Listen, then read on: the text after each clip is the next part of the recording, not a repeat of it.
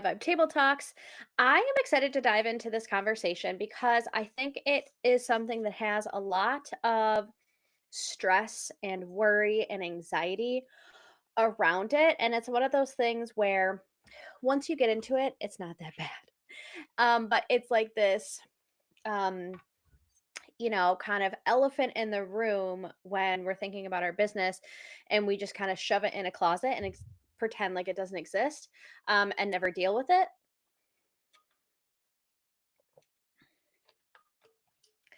And if we just like peeked in the closet, um, it's not all like the easiest stuff, but we could deal with it. And so the discussion we're going to have today is around the things that you should have prepared when you're going to ask for money. Um, something, for example, Monroe County, which is where I live, has grants and loans. And in order to apply for some of these, one of the things that your fee can get waived in the application process if you have the MWBE certification through the county. MWBE is Minority uh, and Women Business something. I don't know what the E stands for. What does it stand for? Um, Sorry.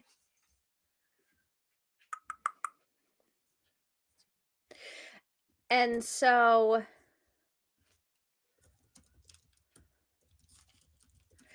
and so, um, oh, minority and women owned business enterprise.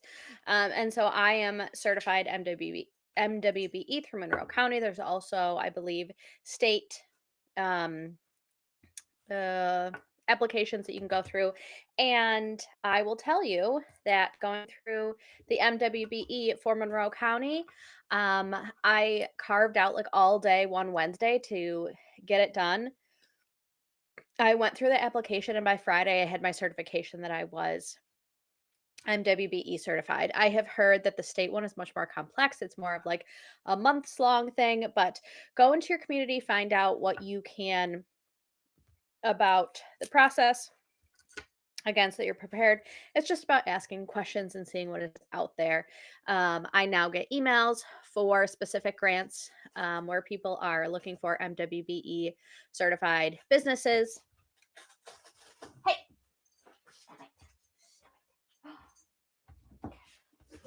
sorry.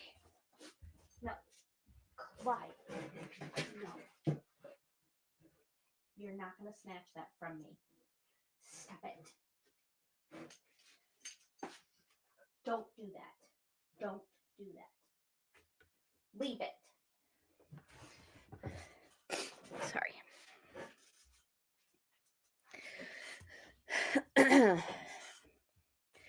And so it can be really scary to um, start applications like that because you're like, what do I need to know? What do I need to have prepared?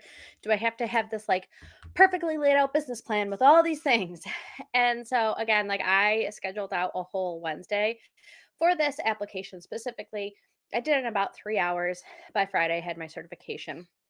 And so the other places um, where you may be putting in applications that I'm going to talk about today are banks if you're going to ask for a business loan, grants. And so if you are looking for grant money, we're going to be talking about that, and also VCs, venture capitalists.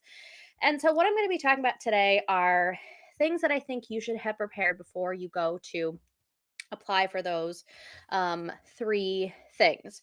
And so there are some things that I think you should have ready, and there's also going to be some terms that I think you should at least have a basic understanding of, um, that you can start to learn more about when it comes to applying for these types of um, to these types of places. And so the first thing that you want to think about is what is the um, main motivation of the places that you're going to ask for. So if you're going to a bank, the things that you're going to want to think about are their motivation is going to be, how are we going to get our money back? And so they're going to give you, let's say, $5,000. And the question is, how quickly are you going to be able to pay the bank back? Are you a viable business that will be able to make the payments to pay us, the bank, back, with interest? And so that is going to be at the core of a lot of their questions. They're going to want to know, are you sure you can pay us? Um, and so, number two, with grants, a lot of what grants focus on is, what is your community impact? How are you helping the community at large? And so, there may be other things that you focus on, like your why, like your success stories, like the people that you have made a difference in their lives. Why did you start this business? What was that previous version of yourself that you helped? And now you're going to go out and help more people like that. And number three is venture capitalists. Um, that is something have not dove too much into, as far as like, I haven't had a lot of conversations with VCs. I know of it. There's so much money out there. Um, and the thing that VCs really focus on is growth and scalability. So, how are we going to take this from, um, you know, you being a solopreneur, and how can we take this idea, infuse a bunch of money into it, and all of a sudden we are a multi-million dollar company? That that is their focus. And so they are going to ask a lot of different questions compared to grants and banks. So, as you're preparing, whether it's your application, your business plan, whatever you're going to bring to one of these three people, or maybe you're doing all three, maybe you are going to look for a conventional loan and you're applying for some grants and you're having conversations with VCs, your pitch is going to look a little bit different for each of those. And so I think the first place where you should always start is your P&L. I am going to go through some acronyms that you may hear and kind of talk about what those are and then how they apply to those three um, applications. But I think it's always really beneficial to start with your P&L, which is your profit and loss statement. So, really understanding what is going out and what is coming in. You can have a um your revenue, what you're bringing in, can be, you know, $50,000 a month, and if it costs you $49,200 to provide that good or service, your profit is, what did I say, for is only $800 a month. And so if you say, oh, I have a $50,000 a month business times, you know 12 months, I make, you know three quarters of $1 million a year, but you're making $800 a month. That's not a very profitable business. So when you're thinking about like a VC, they're thinking about scalability. Well, okay, let's say I 10x how much money um, you're going to bring in. You're also 10xing how much it costs you. And so that's not a very scalable business. If you're thinking about the banks, if you're only making $800 a month on your business, and that has to put food on your table and pay for activities and build your lifestyle, there's very little room in there for you to pay the bank back. And so that may be something they're going to think about. And it's also just a good analysis of like, oh, I didn't realize how much was going out. I didn't realize how much was coming in. I didn't realize, like, um what the all these little expenses that add up. Not that long ago I went through, like, just all the subscriptions that I have with, like, Netflix and um Hulu, like, just TV and streaming, Spotify, things like that. All of a sudden I was like, holy shit, that's a lot of money that's going out every month. Am I actually using this? And it's just a good analysis of the heartbeat of your business. So that is always a good place to start. And as you're putting in applications, um, many businesses, or I'm sorry, many people who are asking money for, will want to see your P&L for the last 3 years. Um, when I went through this process, this is how I got started using QuickBooks, because it's a very simple way to make sure you stay on top of your P&L, and it's easy to like pull um, P&L statements for any amount of time from something like QuickBooks, because if you just ignore it and pretend that it doesn't exist, it doesn't actually mean that it doesn't exist. So, one good place to start if you are really going out and asking for money is investing in something like QuickBooks, or maybe bringing in an accountant, so that those transactions and that information is easily attainable. Some of the other things that I had to have with the MWBE application were ID cards. So just making sure you are who you say you are. If you have a partner, who owns what. And then they have some basic questions about like a basic business plans. What is your elevator pitch? Who do you help? What's your ideal client? And a lot of times I think that we turn these things into way more complex entities than they need to be. And so, for instance, what is your mission and your vision? And all that at the heart of it is asking is how are you helping people and why? And if you answer those questions in a succinct way, you got your vision and your mission statement. Like, it doesn't have to be perfect. This isn't something that is set in stone. And I talk about this a lot in my sales course. These are all like living, breathing documents and ideas. Like, they will ebb and flow, they will grow and change and evolve as you and your business do. And so, um, ignoring them because you don't think that you know exactly what they are quite yet is not going to serve you. So that was really it when it came to my MWBE application for Monroe County. What goes in, what comes out? Are you who you say you are? Are you a minority business owner? And can we agree, or can you prove that? And then, um, if you have partners, who owns what, just so they can make sure that you actually fall into the uh, guidelines of being an MWBE. So it was pretty simple. Again, it took me about 3 hours um, from start to finish, but I had gathered some, like I had to get my LLC, which had like my tax ID number, things like that. So it might be a good idea to like go through the application, figure out what documents you need, gather those, and then go and sit down and go through the application. Come here, Clyde.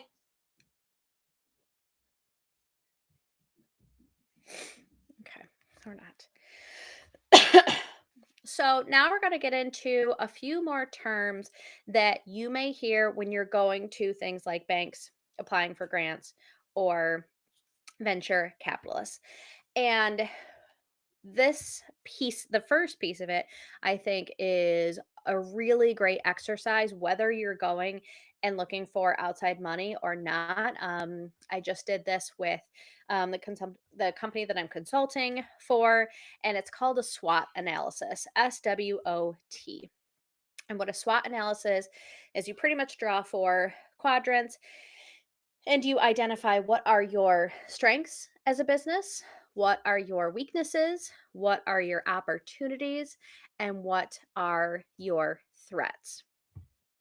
And so, strengths are like, what do you do really well? What kind of are the things that you excel at and maybe make you a differentiator from a lot of the other businesses that are out there?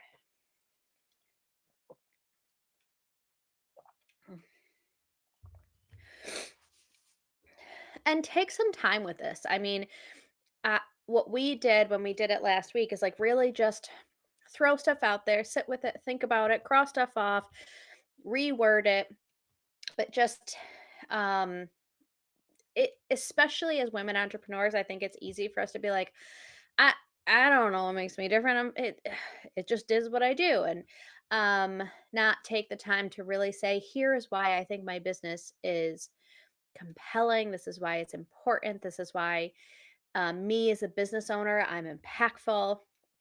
And so this is what I excel at. There's a lot of times where it can be hard for us to identify things that we excel at because it's so easy for us that we then fall under the assumption that it's if it's easy for me, then everybody does it. And that's not the case.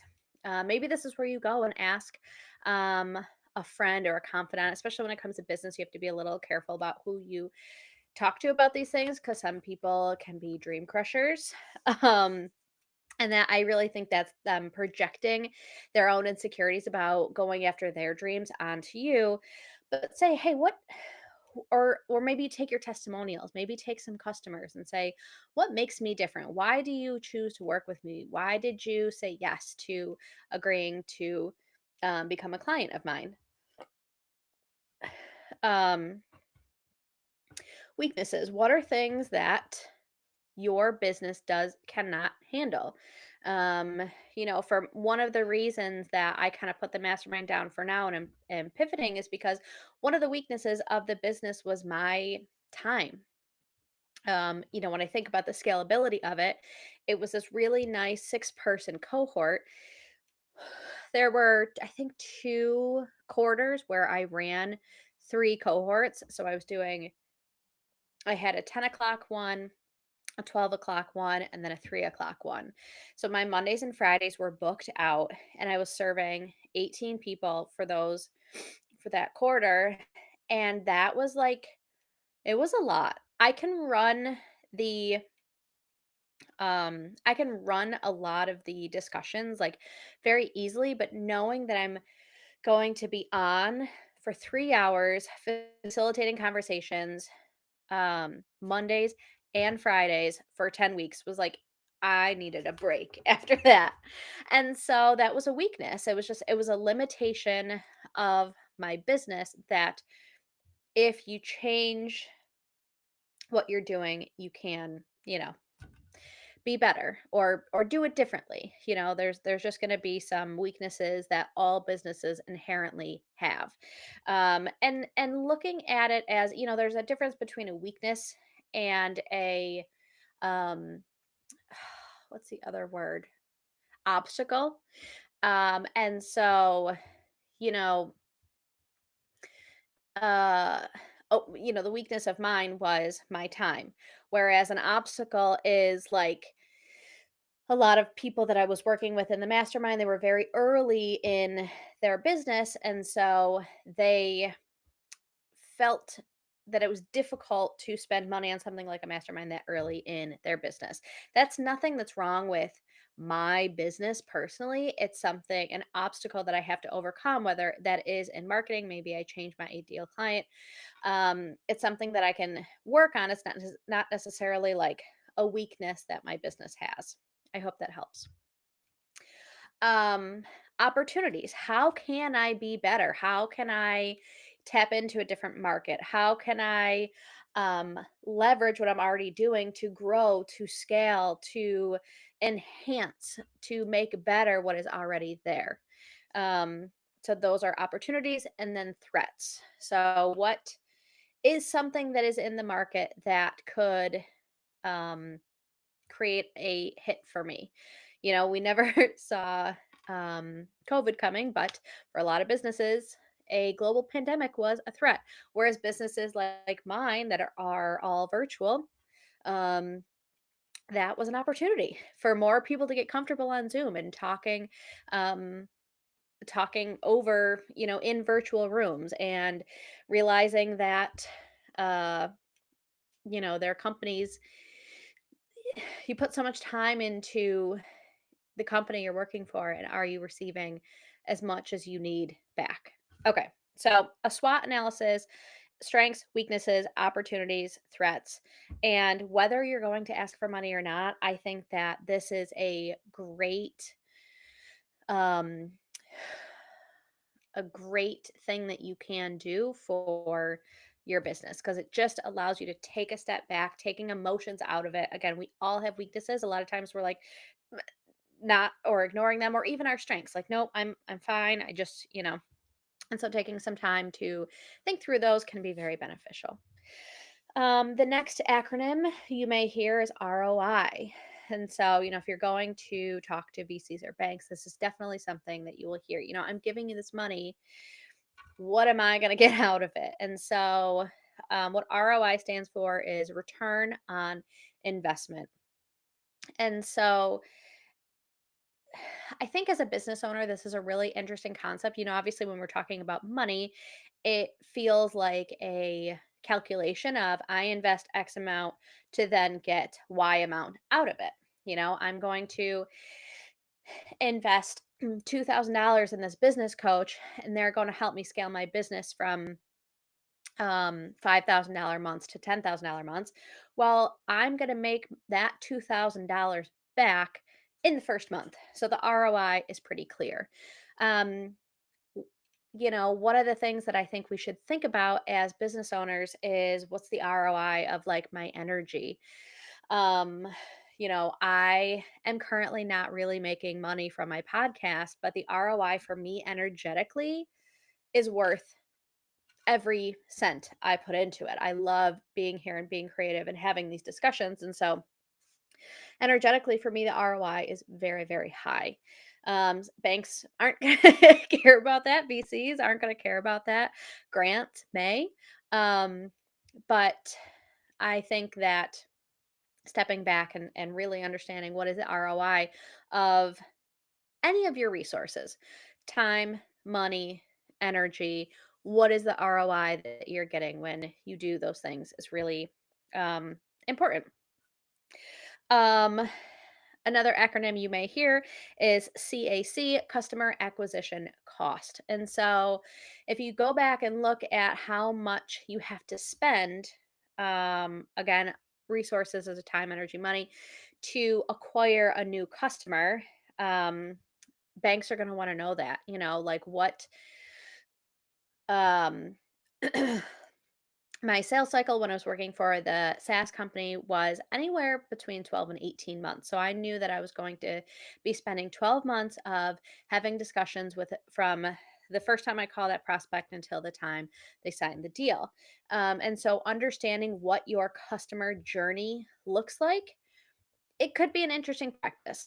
Again, like some of these are much more high level, or when you are really looking to scale or you're asking for a lot of money, or you are looking for a business partner, really understanding what those things are will be important. But if you are relatively new into entrepreneurship and you're still trying to find your footing, these questions probably are not things you're going to be need to know, but I think being aware of them is important because as you're going through the process, then you're going to be like, oh, when I need to talk about my customer acquisition costs, these are the things that they will be asking about.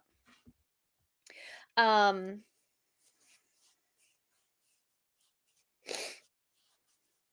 okay. So a couple other thing acronyms that you may hear. Um, POC, proof of concept. And so, if you are still in kind of like the beta and testing phase of your business, someone may ask, like, show me your proof of concept. So, what is it specifically that you're going to be doing for your ideal client? Um, Another one would be minimum viable product. So, what is the minimum thing that you have to have ready to then go to take into the world? Like my initial proof of concept was running the accountability groups. And I was like, I don't know if this is going to work. I don't know if people are going to like it. And so I did some beta testing and, first had 12 people in the group. That was way too many. So I scaled down to 6 people. Minimum viable product was that I had to have a Zoom and I had to have people signed up and I had to um, have uh, discussion points that we were going to first talk about so people knew when they came in, okay, what are we going to be doing? Why am I showing up to this? That was really it. And so thinking about your business, and some of these are more applicable when it comes to product based businesses versus service based businesses. I do tend to serve more service based businesses, and there's a lot of product based businesses. The reason they have to answer more of these questions is because a lot of times when you're getting into a product based business, you have to have capital to start with. You know, like, um, again, my business, I had to have Zoom, which I had through the company already, so I didn't have to really pay for that. I just had to get people there. If I was making water bottles, you have to buy a bunch of water bottles, buy a bunch of things you got to put on it, buy the equipment you need to, to screen right on it, whatever. Have to buy the straws. And so there's a lot more you have to purchase ahead of time, versus a service-based business where like you are the product. You're offer you as a being are what you're offering to the world. So some of these things will be more applicable to product-based businesses, like minimum viable product, a proof of concept. So maybe you have like a beta water bottle. You're like, this is what it's going to look like, and this is why I created these different features. Um, IP is one that comes up a lot, and that is intellectual property. So, is there anything that you came up with from your own brain that makes your business stand out? And so, you may hear IP as a term that's used. A GTM strategy, go to market. So, how are you going to take it from idea and concept and start to bring it into the world? What platforms are you going to be on? How are you going to show up to those platforms? Why are you using those platforms specifically? And how is that going to feed your sales funnel? Um, and then last one is ARR or MRR. So annual recurring revenue or monthly recurring revenue. A lot of businesses, when you are asking for money or if you're going to be acquired, they want to acquire businesses that already have recurring revenue. So, um, if you have, let's say you have a membership and you have this membership on Mighty Networks and people pay you $25 a month to be a part of the membership, and you have 100 people that are a part of it. So 100 times $25 is $2,500. So you have a monthly recurring revenue of $2,500 times 12 is uh, 40,000. Your annual recurring revenue is $40,000. Um, Incorporated in that will also be what's called your churn. So, on average, how many people leave? So, if you have a churn rate of 10%, about 2.5 people leave every month. And so, if you do no selling at all, on average, you're going to lose 2.5 people. And so, that is also the number of new customers that you like to bring in every month if you want to keep at that $2,500 a month. If you want to grow, then you have to increase that. So churn is another term that you might hear. Um, Here goes another episode where I was like, what am I going to talk about for 30 minutes? And then here we are at 28:36. And that was all that I had. I hope this was helpful. I hope this wasn't overwhelming. And at the end of the day, I hope that this information empowers you to like start looking in places that will be able to help you. Because as my dad always says, there's three things that you need in business. They're cash, cash, and cash. And if you don't have one of those, you're in trouble. And so figuring out ways to bring in more money that just doesn't just mean more clients. It could also mean grants, business loans, and venture capital money may be helpful to you. So I hope this at least empowers you to take some time to explore those options and that it's not as scary as it may be you may be creating in your own brain. If you have any questions on any of those topics, please feel free to reach out to me. If you found any of this beneficial, I would appreciate it so much if you left me a review, um, gave me a rating on whatever platform you listen to this podcast on, or shared with a friend. That would be really, really helpful. I appreciate you. And until next time, remember that big dreams and small steps will transform your life.